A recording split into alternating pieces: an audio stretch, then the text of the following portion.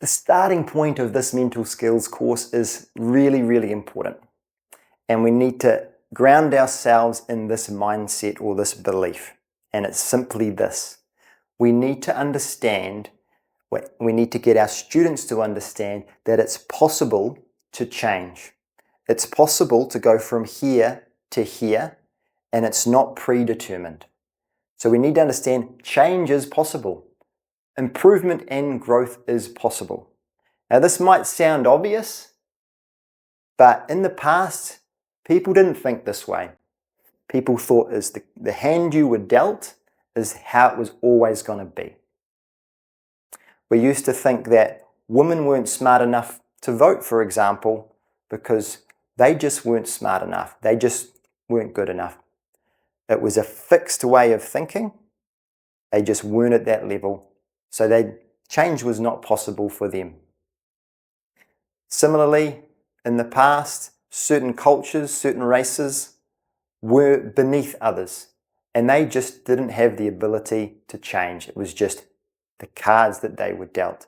So this wasn't long ago that people felt this way, and it's still in our society today. Winning is tough. I always said winning is somewhat maybe innate.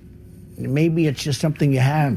So the starting point of this course is we need to understand that this is an old way of thinking. We don't believe in that way. A better way of thinking is that anyone can change. Anyone can learn complex skills. I'll give you an example. If you're coaching a child in Brazil, they'll most likely have incredible coordination with their feet. Now, the old way of thinking was that child was gifted or talented. We look at the evidence. This child has learned this complex skill. They've developed this skill. Same thing. There might be a whole town of professional golfers, female golfers in South Korea. 30% of the top 100 female golfers in the world are from South Korea. Now, could this be because they're just gifted and that's just how they are? They were born that way. Or was it the culture? Was it the mindset and their approach and development that allowed them to become 30% of the top 100 golfers in the world? In a country where children are pushed hard to excel, parents treat golfing ability as a genuine career option rather than an after-school pastime. Every year, hundreds of newcomers go to academies and private coaches at a great cost. I think South Korean women golfers are stronger than any other nations because they start playing golf at the age of 6 or 7. They're trained scientifically and systematically with a computer system that adjusts their swinging postures to perfection.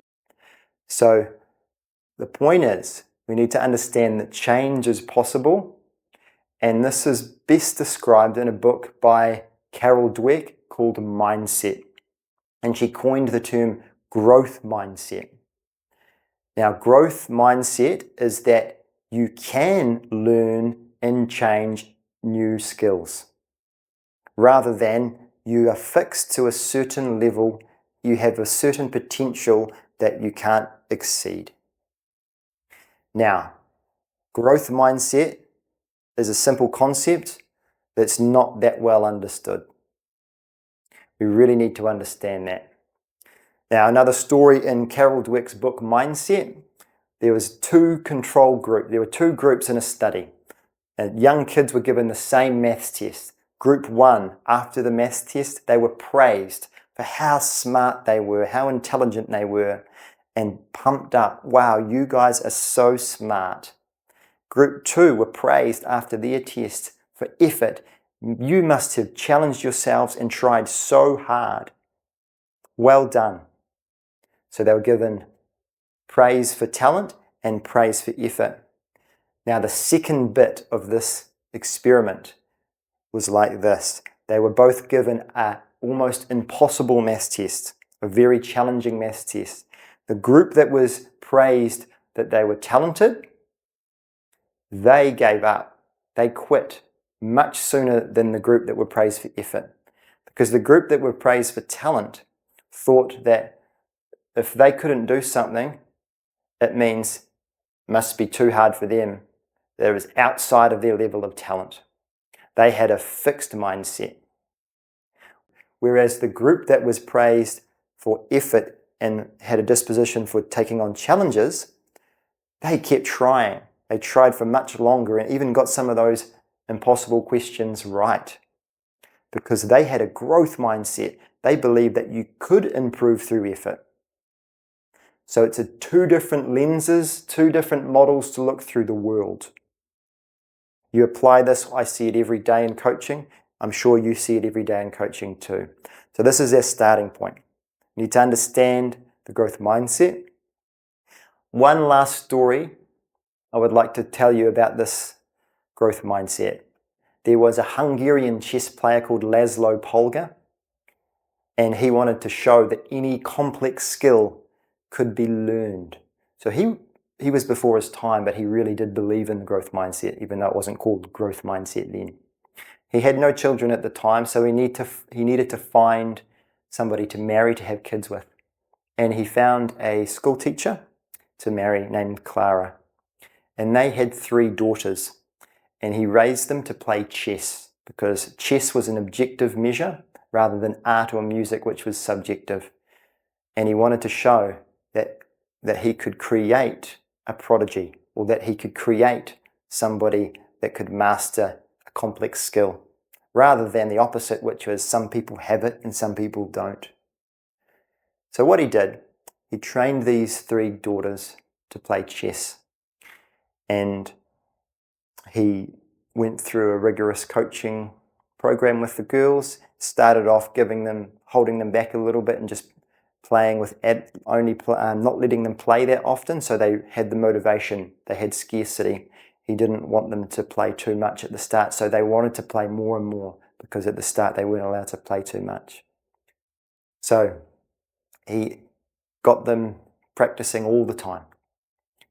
Now, Laszlo Polgar was no master of chess. He wasn't actually that good at chess, but he knew the concepts of training, and he knew that anyone could learn complex skills through effort. So what he did is he practiced and trained up his girls, and the 3 girls were some of the best chess players, male or female, that the world has ever seen. And at the time, ladies weren't even allowed to compete with the men. So the youngest daughter was the best ever female chess player of all time, who also happened to beat a very famous chess player called Garry Kasparov, who was the #1 male chess player at the time. Now this story is really compelling. It shows that any complex skill can be trained through effort. Now we want to make the distinction between complex skills and physical skills, because one of the arguments or debates against the growth mindset is that not everyone could be LeBron James or Usain Bolt.